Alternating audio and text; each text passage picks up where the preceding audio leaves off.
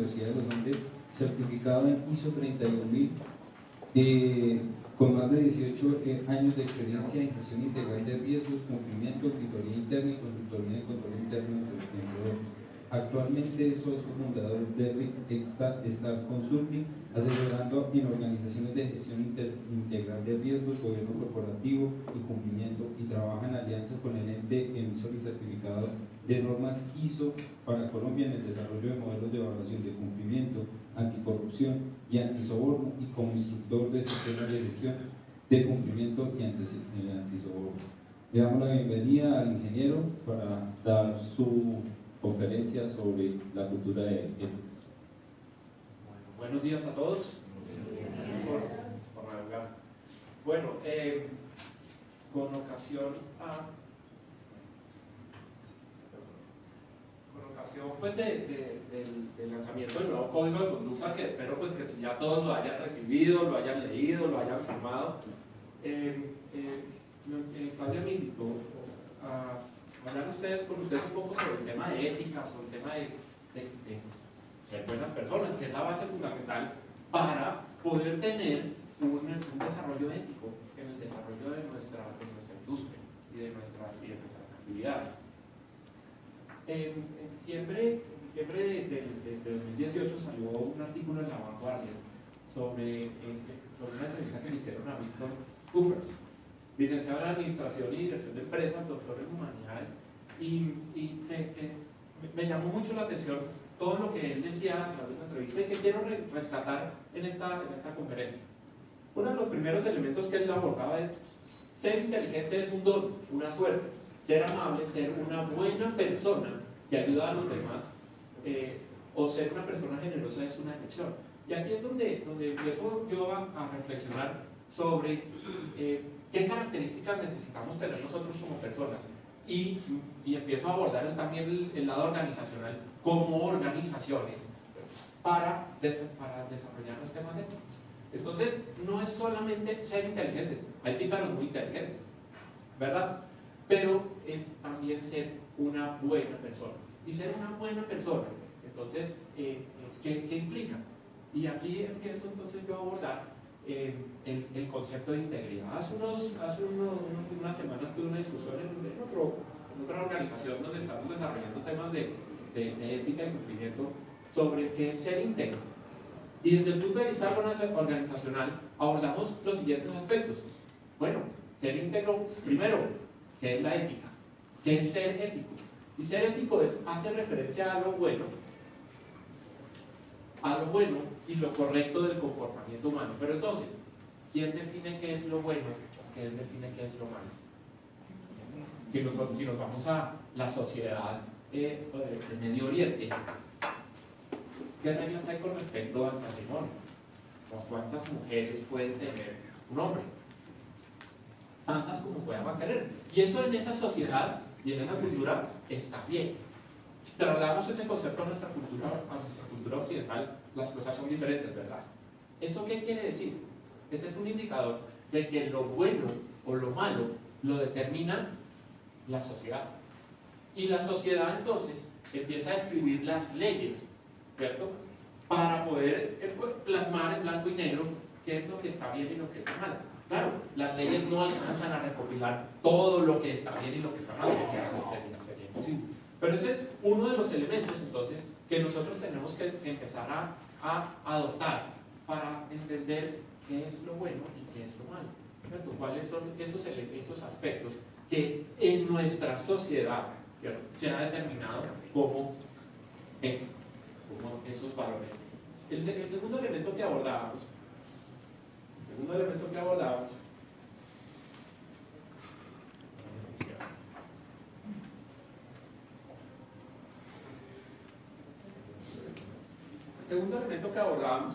es el tema de la transparencia. ¿Y qué es ser transparente? Ser transparente es poder actuar, ¿cierto?, y tomar decisiones claras, que haya claridad en por qué actúo como actúo, por qué tomé las decisiones que tomé, ¿cierto? Es decir, actuar de frente. ¿Puedo ser ético y no ser transparente? Sí. O al revés, ¿Puedo ser transparente y no ser ético? También, ¿verdad? Entonces, el segundo elemento para ser íntegro es la transparencia. Y el tercer elemento que abordamos es el tema de cumplimiento. ¿Y qué es el cumplimiento? El cumplimiento es satisfacer todos los requisitos obligatorios y voluntarios que se han dispuesto para mi organización o para nosotros como personas. ¿Y qué son esos requisitos? Esos requisitos son, por un lado, las leyes y regulaciones. Es decir, todos esos aspectos que debemos cumplir como organización. Hay que pagar impuestos, no podemos robar, no debemos bueno, tantos comportamientos que no debemos hacer.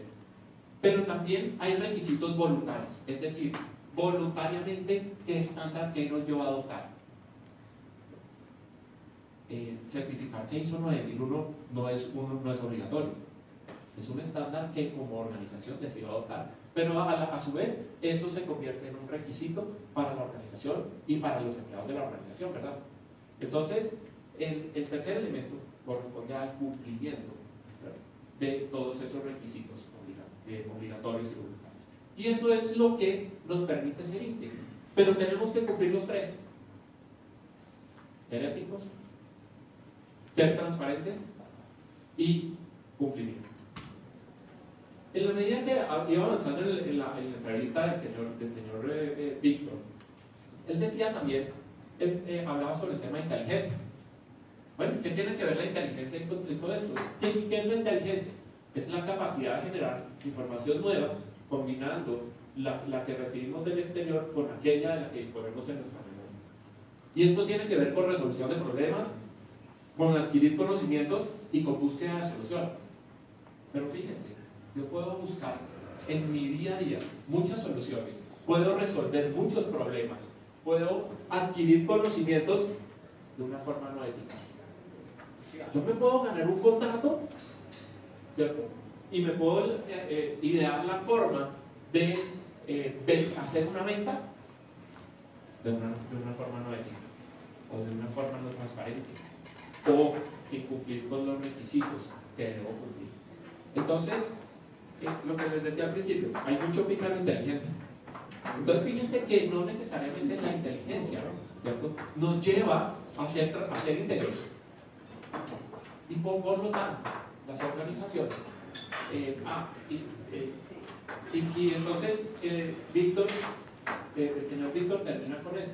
Pero la inteligencia sin bondad conduce a un mundo inmoral, falto de ética y perverso, donde solo importan los beneficios.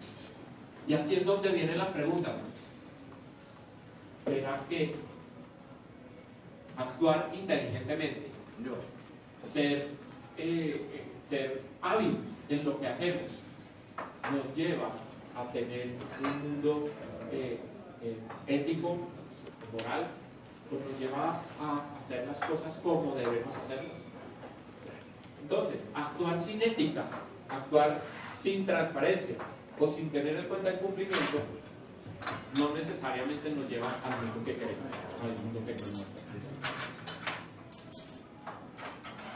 Más adelante en la entrevista, este señor Víctor habla sobre el ser y habla sobre que la clave de todo este tema es la actitud. ¿Y qué actitud debo yo tomar ante las posiciones? ¿Y qué actitud deben tomar las buenas personas ante las posiciones de las que se enfrentan en la vida? ¿Cierto? Y él dice, pero yo hablo de buena, hablando de buena persona en mayúsculas, ser una persona honesta y generosa. Bueno, ¿cómo conectamos todo esto con nuestro código de conducta? Resulta que en las organizaciones, para adoptar todos estos temas de ética, conducta, existe lo que se llama la cultura de cumplimiento. ¿Y qué es la cultura de cumplimiento? La cultura de cumplimiento habla de los valores, éticas y creencias que existen a través de una organización, interactúan con las estructuras y sistemas de control para producir normas de comportamiento que conducen a resultados de cumplimiento. Es decir, como nosotros en las organizaciones establecemos nuestras normas de comportamiento, lo que esperamos que las personas o de la forma en que las personas actúen y tomen decisiones para lograr que haya ética, transparencia y cumplimiento en nuestra organización. Y cómo en nuestra organización establecemos esquemas de entrenamiento, de divulgación y de control para asegurarnos que las personas que interactúan con nuestra organización, llámense empleados, llámense alta dirección, llámense clientes, proveedores, asociados, actúen de la manera que la organización espera que actúen. Y es por eso que las organizaciones empiezan a trabajar los temas de ética, que es lo que se traduce en cuáles son nuestros valores organizacionales, y empiezan a identificar cuáles son esos requisitos que se espera que esas terceras partes empiecen a cumplir en términos de leyes, regulaciones o estándares adoptados para crear ese código de cómo debemos comportarnos. Y ese cómo debemos comportarnos es lo que está escrito típicamente en el Código de Buen Gobierno y en el Código de Conducta de una organización. Es lo que nos da la pauta de comportamiento. ¿Qué contiene típicamente el Código de Buen Gobierno? El Código de Gobierno dicta las normas del gobierno de la sociedad, las prácticas de administración, es decir, cómo esa alta dirección, cómo esos órganos de gobierno deben dirigir la organización. Son sus instrucciones, es su cuadro de mando. Y miren cómo habla sobre los deberes y derechos de los directores y la conducta de los funcionarios. Y ahí es donde ese documento de gobierno empieza a abordar los temas de conducta. ¿Qué habla típicamente el Código de Conducta? El Código de Conducta habla sobre cuál es el comportamiento esperado de las personas. Habla sobre la posición de la organización frente al fraude, el soborno, la corrupción. Habla sobre el manejo de conflictos de interés y cómo se deben tratar los conflictos de interés en la organización. Eso pasa en todas las organizaciones. ¿Cómo se debe hacer el manejo de información confidencial? Información confidencial de los socios, de los empleados, de los negocios, de las estrategias. ¿Cómo se debe manejar el tema de atenciones y regalos? Para que el tema de atenciones y regalos no se convierta en un mecanismo de mala conducta o en un mecanismo influenciador para toma de decisiones. ¿Cómo se debe mirar el tema de mercados y competencia? Para no ser desleal en el mercado y cumplir las leyes del mercado y leyes de competencia que están en la regulación. ¿Cómo se maneja el tema de denuncias? Porque no solamente vamos a querer prevenir, ¿cierto?, por medio de la divulgación, del entrenamiento, de la comunicación de nuestro código, sino también cómo vamos a darnos cuenta de lo que está pasando. Ustedes saben que hay una estadística que más del 50% de los fraudes en las organizaciones se detectan a través de las denuncias. Entonces, este se convierte en un canal muy importante para nosotros como organización darnos cuenta de qué es lo que está pasando, quién está incurriendo en conductas inadecuadas. ¿Para poder qué? Para poder investigar y para poder tomar decisiones frente a estas conductas inadecuadas. Y ahí es donde viene el código sancionatorio de la organización. Entonces, fíjense, todos estos elementos típicamente abordan el código de conducta. Y así está diseñado el código de conducta de nuestra organización. Está diseñado para que los afiliados, los clientes, los empleados, los proveedores y los demás terceros interesados en tener una relación con nuestra organización sepan nuestra posición frente a cuál debe ser el comportamiento de cada uno de estos terceros en su día a día y en la relación que tengan con nosotros.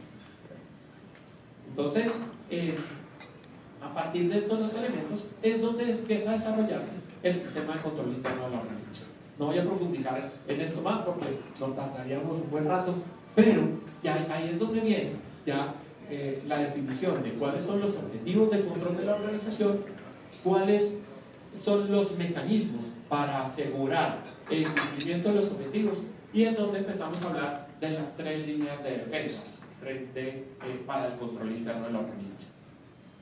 ¿Qué es whistleblowing? El whistleblowing son las líneas éticas, las denuncias. Eso es una palabra que se usa mucho para definir ese mecanismo de líneas éticas y denuncias que permite a cualquier tercero, no solamente empleados, no solamente a clientes o proveedores, sino a cualquier tercero, denunciar comportamientos inadecuados mediante los canales establecidos por la organización. En el caso de Acaide, hay un correo electrónico, ¿cierto?, donde cualquier persona puede escribir, ¿cierto?, anónimamente inclusive, para denunciar comportamientos observados, ¿cierto? Entre mayor información y mejor evidencia, mejor va o más rápido podremos llegar a la conclusión. Pero se refiere a esos canales de denuncia establecidos por la organización para darnos cuenta de lo que está pasando. Entonces, el código de conducta de Acaide lo que pretende entonces es entregar esas pautas de comportamiento que esperamos de nuestros afiliados, de nuestra alta dirección, de nuestros clientes, de nuestros proveedores, ¿verdad?, y de cualquier tercero que esté relacionado con la organización. Claro, escribir exhaustivamente todos los comportamientos sería imposible y quedaríamos con un código súper extenso, ¿cierto? Pero es allí donde van a quedar esas pautas para poder empezar a determinar cuáles son los comportamientos esperados y qué hacer en caso de que uno detecte un comportamiento no adecuado. Porque, y quiero cerrar con esta frase de Martin Luther King: nuestra generación no se habrá lamentado tanto de los crímenes de los perversos como del estremecedor silencio de los bondadosos. Es más fácil no hacer nada, así la culpa continúa siendo de otro. Nos gusta mucho culpar a los otros de todos nuestros problemas.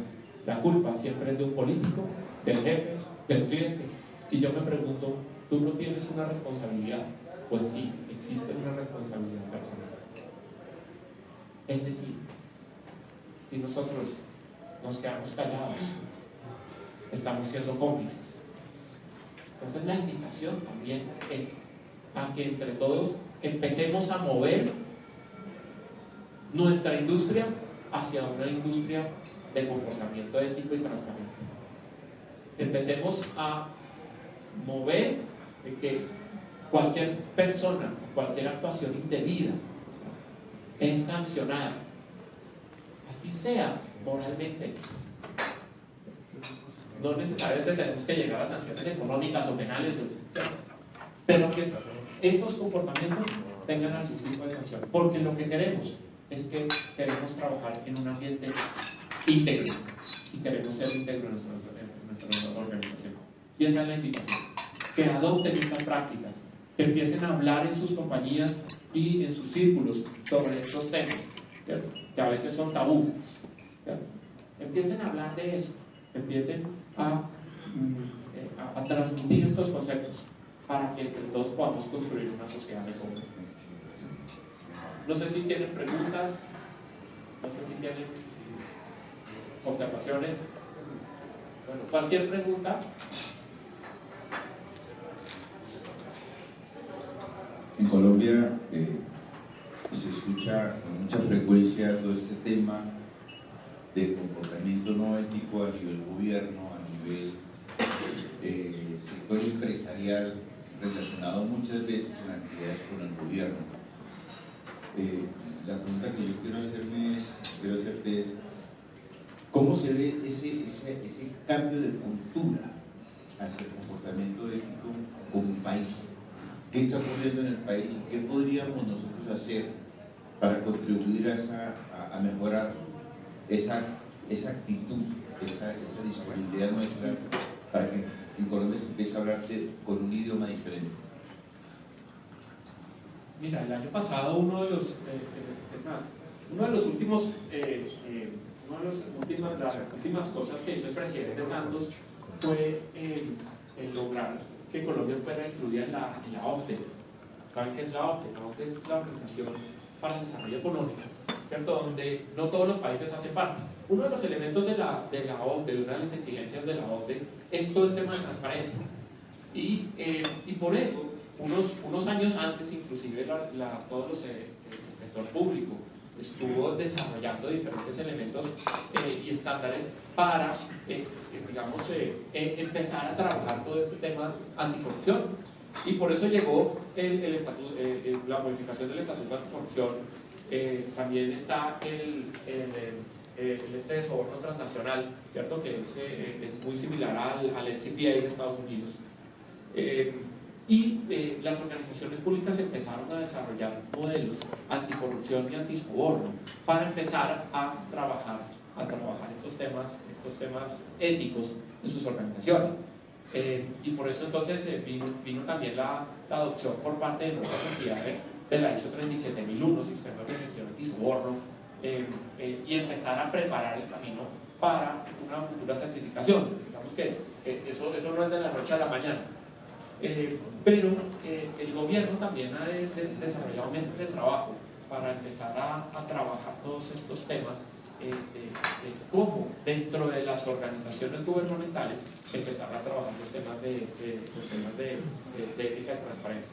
Por otro lado, la Procuraduría General de la Nación también desarrolló, en alianza con ICONTEC, un modelo para medir la madurez de los sistemas de gestión antisoborno en las organizaciones públicas.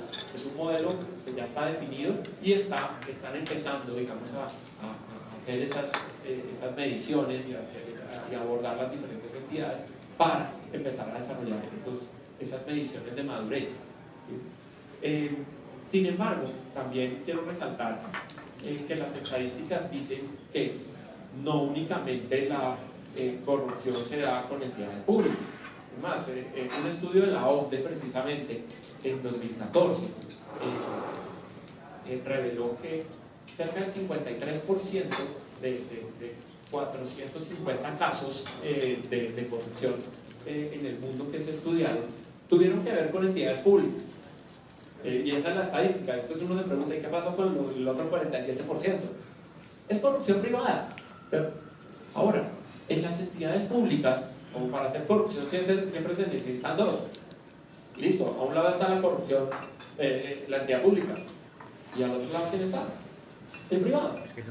Entonces no podemos decir que es que simplemente la corrupción está asociada con entidades públicas. En las entidades privadas también hay corrupción y también hay faltas de comportamiento. ¿Qué pasa? Que claro, en las entidades públicas hay mayor riesgo. ¿Por qué? Porque son recursos del Estado, porque los montos de las contrataciones son gigantescas. Sí, hay mayor riesgo, pero también hay corrupción privada y eso también tenemos que luchar. Bueno, entonces, cualquier pregunta, por favor, del código de conducta, cualquier pregunta asociadas con estos temas de transparencia en lo que les podamos ayudar, bueno, pueden ponerse en contacto con nosotros a través de Claudia y con mucho gusto los ayudamos. Muchas gracias.